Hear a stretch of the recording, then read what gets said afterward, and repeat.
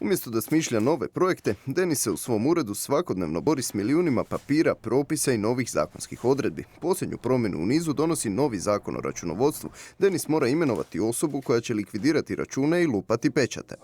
Moraš svaki račun koji ti ulazi pregledat, potpisat, definirati mjesto troška tog računa, napisati gore datum i dalje ga poslati u svoje knjigovodstvo, znači koje može biti interno ili eksterno, koje još jednom kontrolira tu istu ispravu. Likvidatora može glumiti i sam, ali u tom slučaju može doći do situacija u kojima će 2 puta potpisivati isti papir. Ako imate recimo ulazni račun za toner, vi morate napisati da je to potrošni materijal. Mislim, da je svako dovoljno bistar da shvati da jedan toner ne možeš knjižiti kao motorno vozilo, pa da je to i malo apsurdno da sad poduzetnik se mora baviti takvim nekim stvarima, jer to i onako je bilo zadatak knjigovodstva.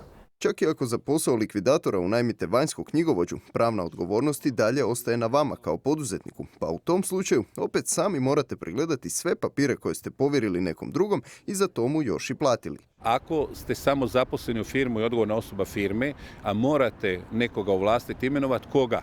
Ako ćete sami sebe ovlastiti, onda koga likvidirate? Sami sebe likvidirate, sami sebe kontrolirate. Dodatne troškove prouzročit će i dulji rokovi čuvanja dokumenata. Denis već traži nove prostore za arhiviranje računa. Ako tebi račun dođe mailom, on se smatra vjerodostojnom ispravom tek onda kada si ga ti isprintao, kada si ga likvidirao pod navodnicima i takav likvidirani račun onda moraš čuvati 11 godina. Novi zakon o računovodstvu stupio je na snagu za vrijeme mandata bivše vlade. Novi ministar poduzetništva Darko Horvat na ovu temu danas je bio bez komentara.